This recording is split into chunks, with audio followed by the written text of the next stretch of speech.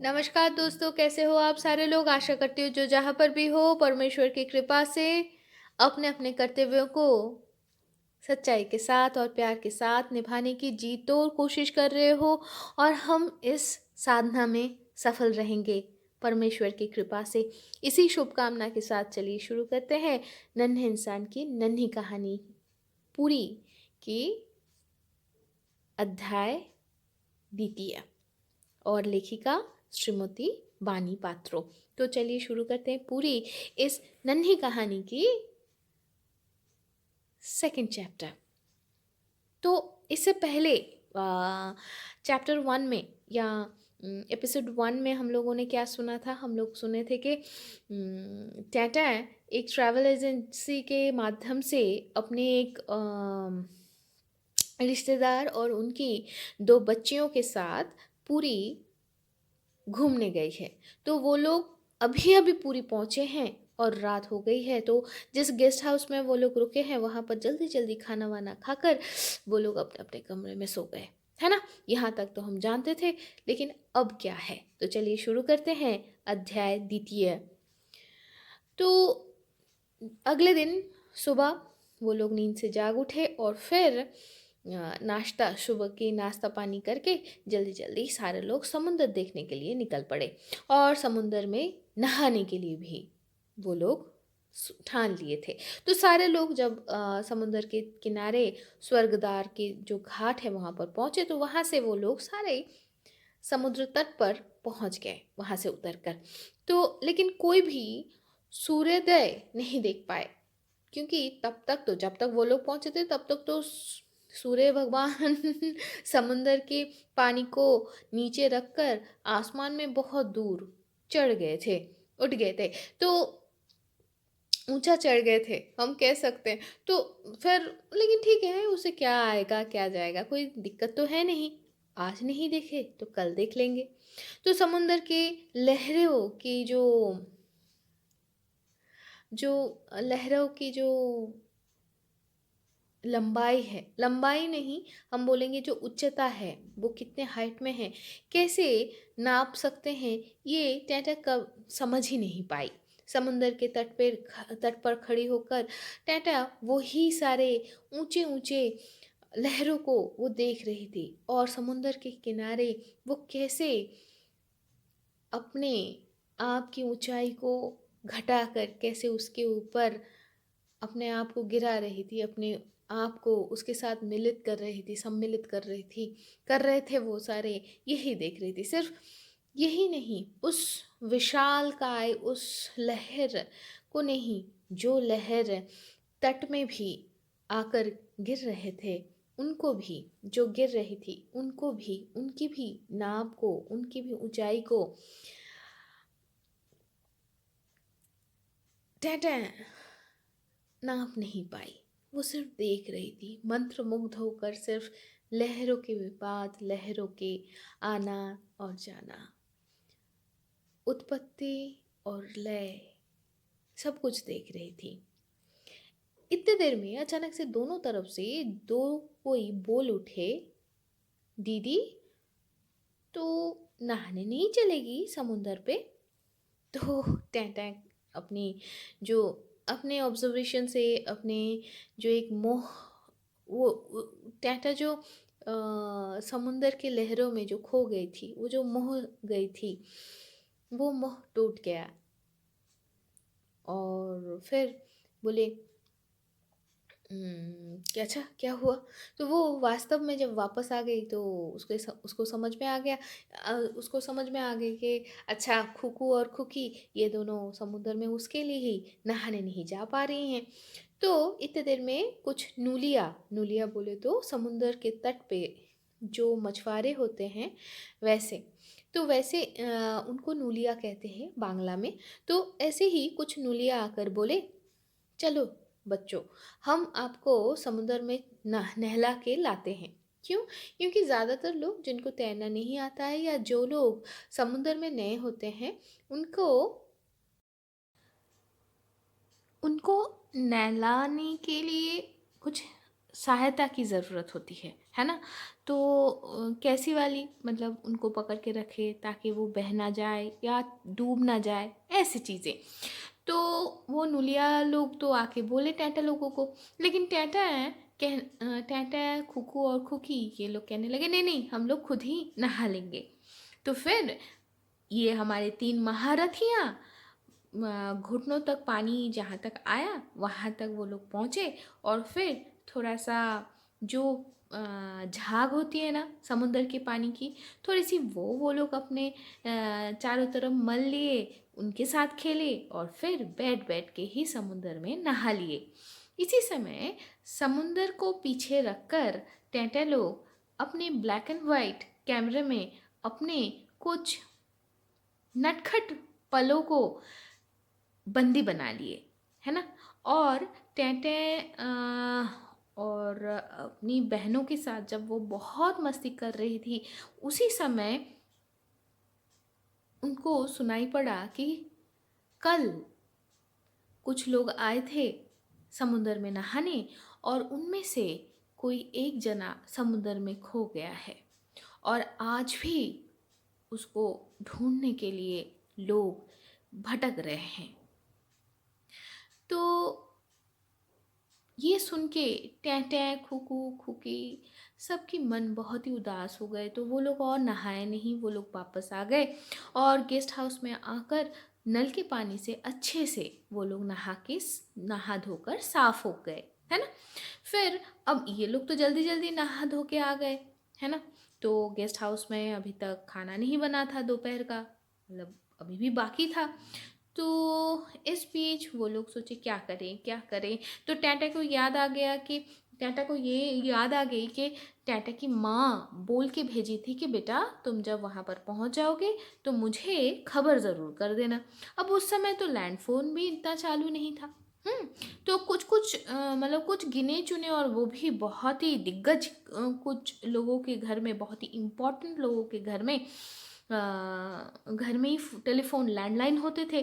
तो टाटा सोची कि कैसे माँ को खबर करूँ, कैसे माँ को खबर करूँ? तो वो सोची कि ठीक है, एक काम करते हैं, वो पोस्ट ऑफिस में जाकर वहाँ पर वो चिट्ठी लिख के घर के लिए भेज देगी, रवाना कर देगी वो उस लेटर को। तो गेस्ट हाउस की जो गली है उसके बगल से अगर जाओ तो पोस्ट ऑफिस मिल जाता है। ये वो जानकर आई थी, तो मतलब ये जानकारी उसे मिल गई थी राह चलते। तो टाटा खुकू और खुकी को कही कि चल हम लोग ना पोस्ट ऑफिस जाते हैं और वहाँ पर जाकर चिट्ठी लिखकर घर पर डाल के आ जाते हैं, घर के लिए रवाना कर देते हैं। तो टाटा लोग तो पुरी में नए हैं, है ना? ये नया शहर है उन लोगों के लिए, तो पोस्ट ऑफिस कहाँ है इन लोगों को तो पता है नहीं। तो वो लोग गेस्ट हाउस से निकले और निकल के गली के निकलते ही जो गली है उससे वो लोग चलने लग गए, और फिर राहगीरों को वो लोग पूछने लग गए कि अच्छा अंकल पोस्ट ऑफिस कहाँ है? अच्छा भैया पोस्ट ऑफिस कहाँ है? अब आधा हिंदी आधा बांग्ला ऐसे उसमें एक खिचड़ी वाले भाषा में वो लोग पूछते पूछते इस ये जो गली है उससे वो उस गली के खूब सारा रास्ता वो लोग पार कर चुके हैं।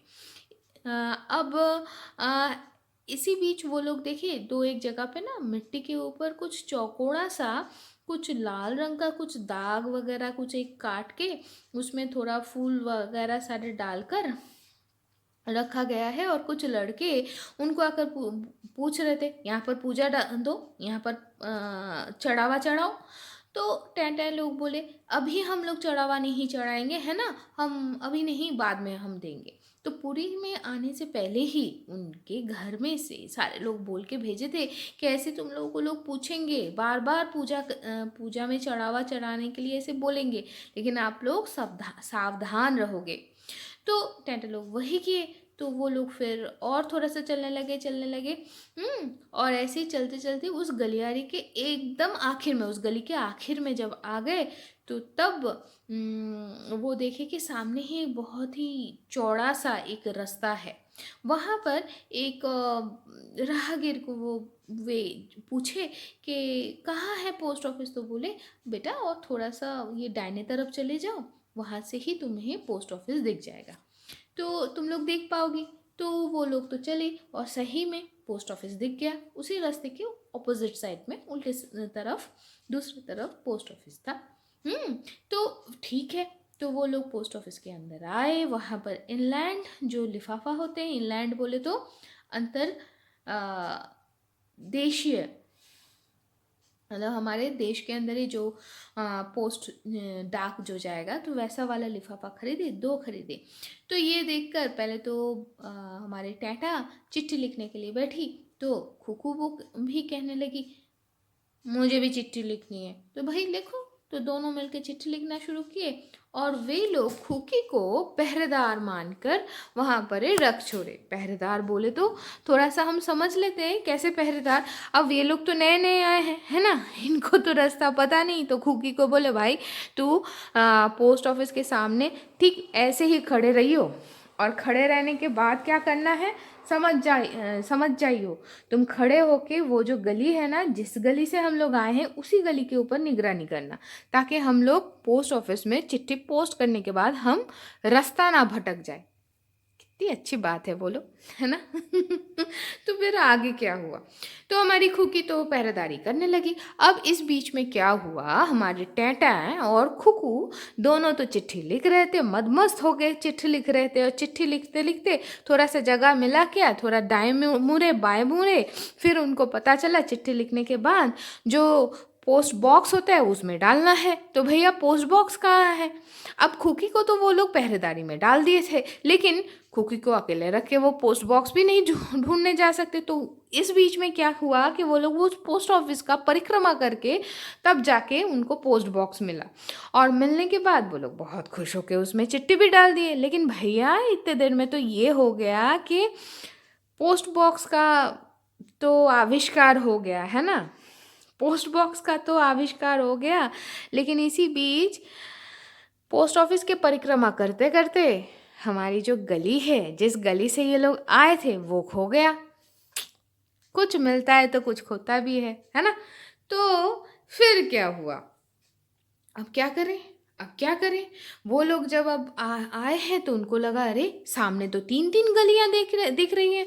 खुकू कहे हम उस गली से आए हैं, खुकी कहे अरे नहीं नहीं हम लोग उस वाले गली से आए हैं। तो क्या बोल रही है। तो टैटा कहे अरे मुझे तो कुछ समझ में ही नहीं आ रहा है कि हम लोग कौन से गली से आए हैं। तो अब क्या करें। सूर्य सूर्य नारायण तो तब एकदम मध्य गगन में चढ़ गए हैं, मतलब दोपहर के 12 बज चुके हैं और भयंकर सा धूप निकला है। वो धूप निकला है या जलाने के लिए वो मतलब दांत मुंह निकाल के करके रहे हैं, पता नहीं, लेकिन इतना तो समझ में आ रहा है कि मुंडी के ऊपर वो तबला बजा रहे हैं, है ना। तो इधर उधर करते करते टाटा आखिर में सोची कि चलो भैया सीधे चलते रहो। तो वो लोग चलना शुरू कर दिए। खुकू खुकी और टैटा सारे लोग चलते चलते देखने लगे। तो थोड़ी देर बाद खुकू और खुकी कहने लगी क्या होगा दी, क्या होगी, बोलो ना, हम लोग तो लग रहा है कि रास्ता भूल गए हैं, हम लोग गलत रास्ते में आ रहे हैं। तो टैटा बोली अरे चिंता नहीं है, हम लोग लोगों को पूछते पूछते चले जाएंगे। गेस्ट हाउस किस तरफ है, हम पहले तो गेस्ट हाउस का नाम बताएंगे लोगों को और फिर पूछेंगे कि कहाँ पर है। तो लेकिन उस दोपहर में भयंकर वाले गर्मी में पता है कोई एक बंदा भी नहीं मिला जिनसे ये लोग पूछे। तो तब क्या होगा, चलो भैया कोई बात नहीं। हाँ टैटा को डर लगने लग गया था क्योंकि उसके साथ वो छोटी 2 बहनें भी हैं और उसे लग रहा था कि मैं कहाँ जा रहा हूँ, किस दिशा में चल रही हूँ।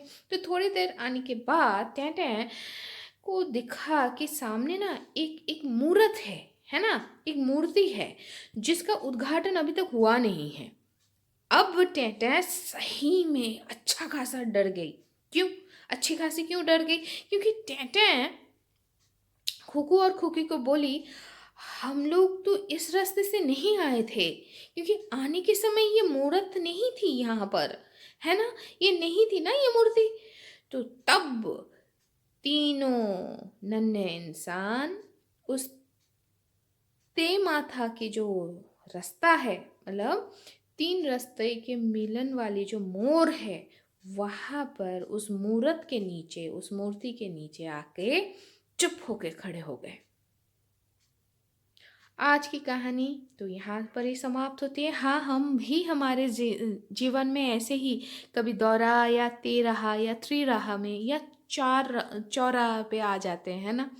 और हम समझ नहीं पाते कौन सा सही है और कौन सा गलत है, तो तब थोड़ा सा रुकने की ज़रूरत है।